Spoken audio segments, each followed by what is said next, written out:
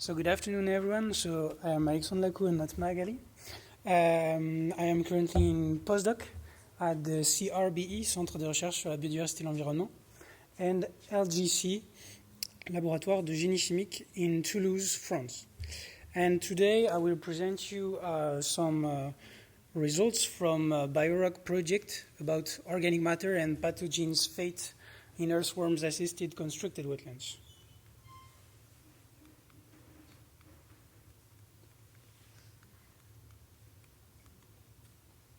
So, this BioRock project is funded by the Water Occitanie Key Challenge that was triggered in 2022 following a severe drought in the southwest of France.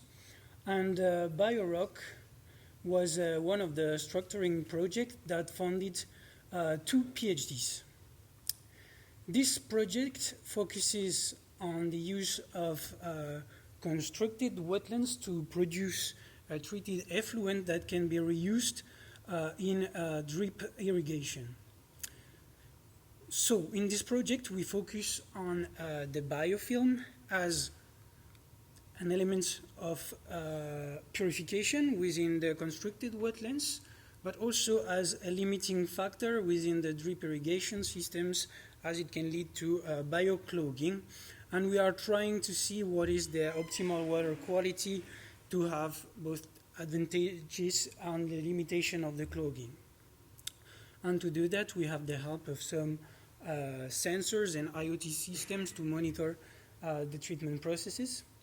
And today I will focus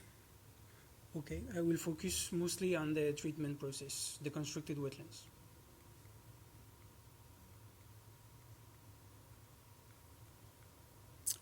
So, to optimize the functioning of constructed wetlands, we are studying earthworms inoculation. You have already been introduced to this technique by Nadra just before.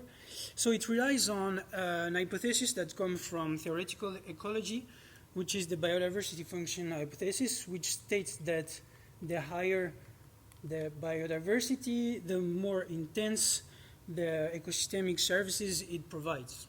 So when you start to build constructed wetlands, you first simply have plants and microorganisms, and if you add earthworms, you increase cross-community biodiversity, which in turn should lead to an increase in the intensity of water quality regulation services. And now I figure out that I shouldn't have used that much animation. So, to answer these questions, we dispose of an experimental platform located on the university campus, and we are treating the wastewater produced by a campus building that has more or less the characteristics of a domestic wastewater.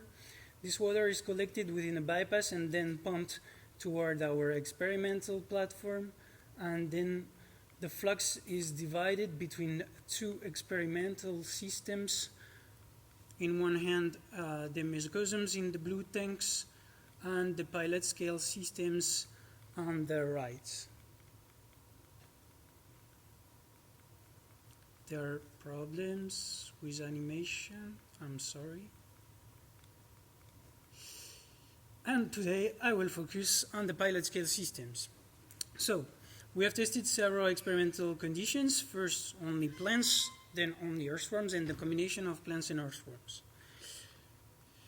These systems look like this. It is vertical subsurface slope constructed wetlands with 4 different substrate layers. First, ramial wood chips, then fine sand, an intermediate layer of gravel, and a bottom layer of coarse gravel that is partially saturated. So, to better understand the functioning of these systems, we need to look at several parameters. First, water quality. And I would like to emphasize something about water quality. There has been a presentation yesterday about the difficulties associated with the analysis of pathogens, especially in certified laboratories. We also had problems, so we decided to adopt these techniques to our microbiology lab to do the analysis on our own, and it allowed us to go a little bit further into the understanding. So we also perform hydrodynamic tests. We look at the biology of the system. We also looked at the greenhouse gas emissions and the substrate composition. All of this allow you to get a nice picture of the treatment process. And I also perform some modeling using both hydrodynamics and water quality data that I will present you later. So, regarding organic matter removal, here you have the results of the concentration in BOD at the inlet and at the outlet of all the different systems. The first thing you can notice is that there is a significant removal in every condition, but regarding the effects of the earthworms, there is a similar influence of plants and earthworms, and also you can see that there is no cumulative effects of plants and earthworms on the outlet concentration. I tried to look a little bit deeper to understand if there could be underlying mechanisms that we are missing, because we don't see an effect on the outlet concentration, and it was also the same as for BOD with COD, and I looked at dissolved COD and tried to do some hydrobiochemical models. So here is a simplified schematic view of the processes I tried to model, considering both the dissolved COD and also the contribution of the particulate COD that can transform into dissolved COD. So, what I see is that there is the same outlet COD whether there are earthworms or not. How to explain that? There are two possibilities. Either the production of dissolved COD through the degradation of particulate COD is similar with and without earthworms, and also the biodegradation rate, or both of them is increased. Why? Because it is known that earthworms can improve the degradation of the deposit layer, which means the particulate COD that accumulates within the substrate, so that there are more solubilization, more production of dissolved COD, and this excess of dissolved COD that is produced need to be removed with excess biodegradation. But at this stage, we don't know which one is the good hypothesis, and to know that, we have to measure the emission of greenhouse gas emissions that should increase if the degradation rate increase, and also the deposit layer accumulation that should be lower if the earthworms increase their solubilization. Oh, sorry. I also tried to see the mass balance of carbon within that system to see if there was more greenhouse gas emission and less accumulation of organic matter within the system. I did that with the data I had during the time of my PhD. So I had average influent, average effluent data. I had the fluxes of accumulation within the substrate, and also average emissions of CO2. And the problem is that the mass balance was incorrect. Mostly because there are lots of data missing. First, there is the accumulation of inorganic matter within the substrate. There are some greenhouse gas emissions that we don't measure, like methane, and we also know that these emissions fluctuate a lot over time. And also there was a problem that is that we use ramial wood chip that contains a lot of carbon that can be released within the substrate.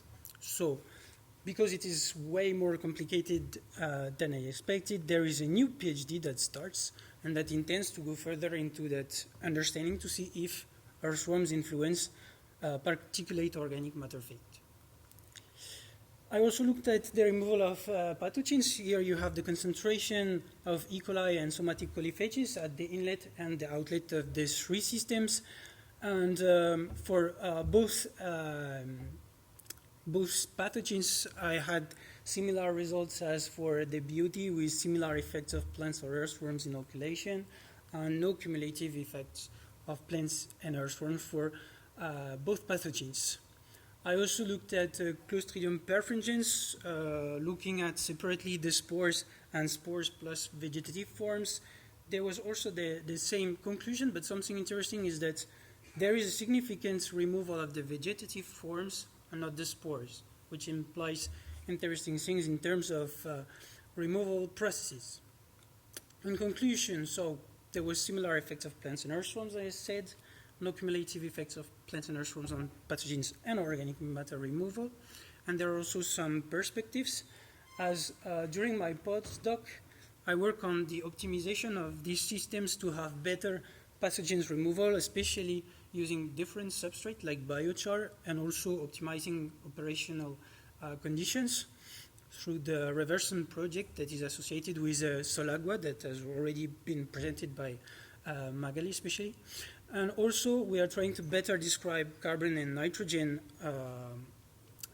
cycles within the constructed wetlands through the PhD I introduced you to, and that is starting now. So thank you for your attention.